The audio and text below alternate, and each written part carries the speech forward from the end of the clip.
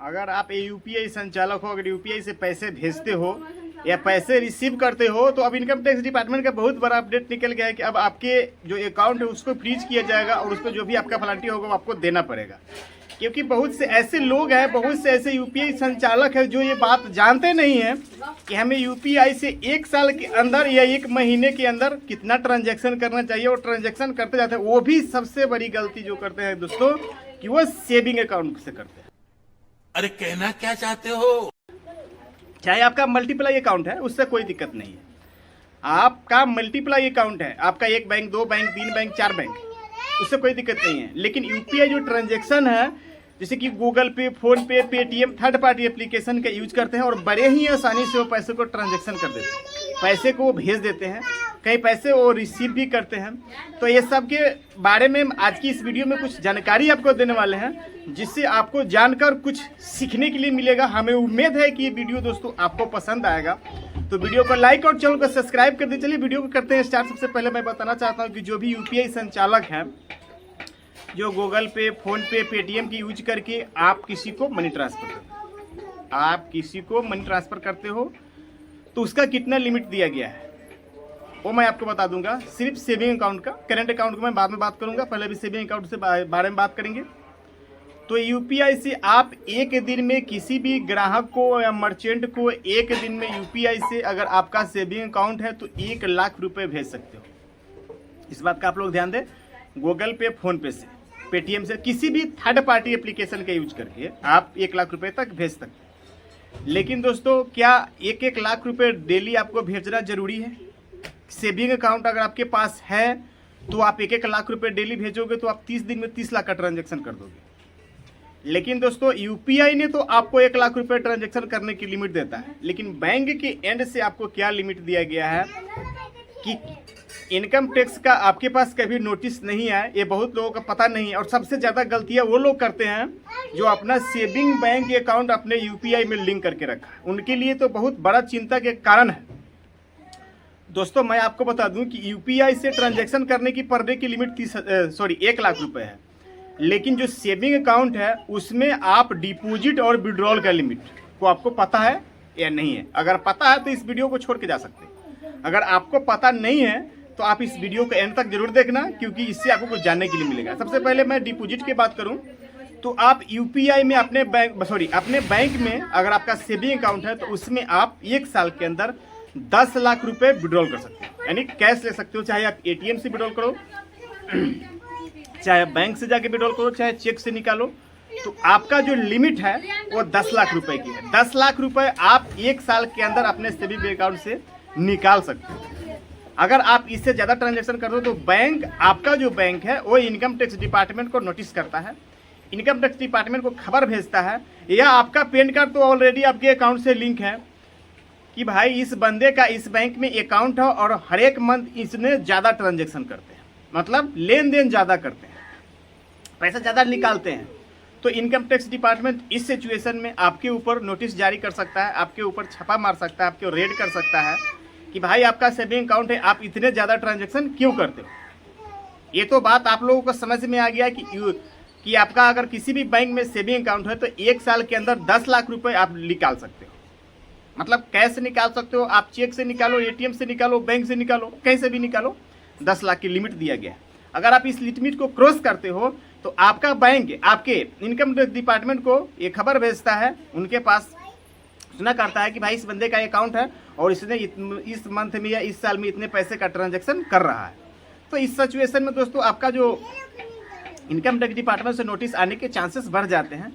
तो मैं आपसे रिक्वेस्ट करूंगा कि अगर आपका सेविंग अकाउंट है तो यूपीआई से जब ट्रांजैक्शन करते हो उससे बारे में पहले आप डिपॉजिट के बारे में बता दूं कि 10 लाख रुपए से ज़्यादा आप निकाल नहीं सकते। अगर निकालते हो तो इस सिचुएशन में आपका इनकम टैक्स डिपार्टमेंट का नोटिस आ सकता है।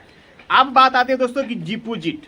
जैसे डिपॉजिट होता है कि आपका अकाउंट है और आपने अपने अकाउंट को गूगल पे, फोन पे में, पेटीएम में, भीम यूपीआई में लिंक करके रखा है। तो सामने वाले बंदे आपको 5,000, 10,000, 20,000, 50,000 डेली आपके पास भेज रहे हैं, डेली भेज रहे हैं, तो उसका कोई लिमिट नहीं है। आपके अकाउंट में पैसा आते जा रहा है, लेकिन आपको ये पता नहीं है कि आपका जो यूपीआई का लिमिट है वो 1 लाख है।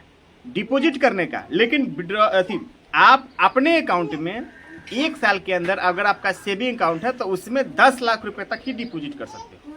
मेरी बात को आप लोग समझने की कोशिश करना।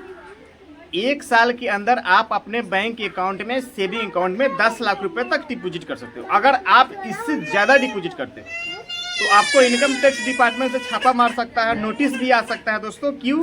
क्योंकि ये सेविंग अकाउंट का गाइडलाइन के खिलाफ जा रहे हो।